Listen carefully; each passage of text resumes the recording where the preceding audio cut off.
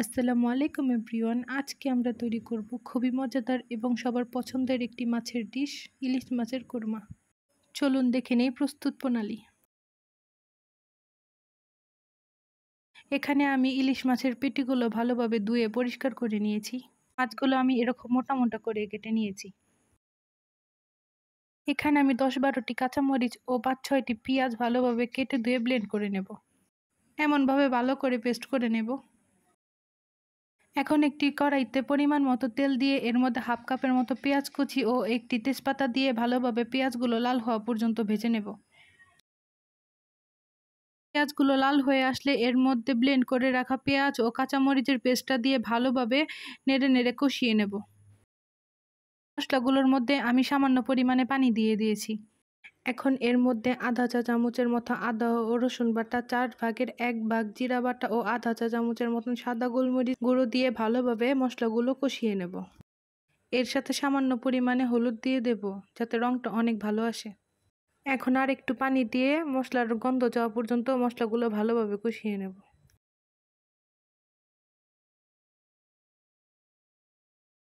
মশলাটা ভালোভাবে কষানো হয়ে গেলে এর মধ্যে আমি পরিমাণ মতো লবণ দিয়ে দেব ও 4 চা চামচ অথবা 2 টেবিল চামচ টক দই দিয়ে দেব। টক দইগুলো ভালোভাবে মশলার সাথে মিক্স করে নেব। টক দইটা ভালোভাবে মিক্স করা হয়ে গেলে এর মধ্যে আমি 2 কাপের মতো পানি দিয়ে দেব এবং পানিটা ভালোভাবে ফুটে আসা পর্যন্ত অপেক্ষা করব।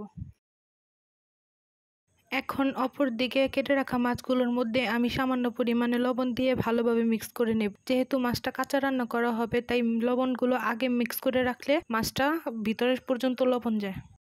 এখন ঝোলটা ফুটে উঠলে এর মধ্যে আমি একে একে সবগুলো মাছ দিয়ে দেব এবং ঢাকা দিয়ে আবার কিছুক্ষণ রান্না করে রাখবো। মাছগুলো নাড়াচাড়ার সময় একটু সাবধানে নাড়াচাড়া করতে হবে যাতে মাছগুলো ভেঙে না যায়। মাছগুলো 5 মিনিটের মতন সিদ্ধ হওয়ার পরে আমি এখন উল্টে পাল্টে মাছের অপর পিঠও যাতে ভালোভাবে রান্না হয়ে যায় এর জন্য মাছগুলো সব উল্টে দেব এবং আরও কিছুক্ষণ ভালোভাবে রান্না করে নেব। মাছগুলো ভালোভাবে সিদ্ধ হয়ে গেলে এখন এর মধ্যে আমি সামান্য পরিমাণে পানি দিয়ে দেব ঝোল করার জন্য এবং পানিগুলো ফুটে আসা পর্যন্ত আবার অপেক্ষা করতে হবে।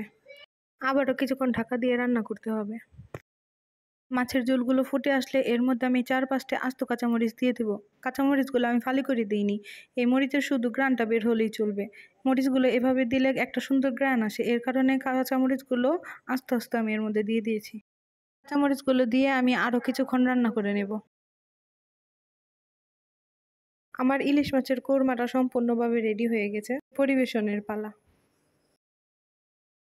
তৈরি হয়ে গেল খুব মজাদার ও খুবই সহজভাবে করা ইলিশ মাছের কোরমা। এইভাবে একবার হলেও ট্রাই করে দেখবেন, কোরমাটা খেতে অনেক বেশি মজা হয়। ভিডিওটি ভালো লাগলে এটি সাবস্ক্রাইব করে দেবেন, লাইক কমেন্ট শেয়ার করে পাশে থাকবেন। আল্লাহ হাফেজ।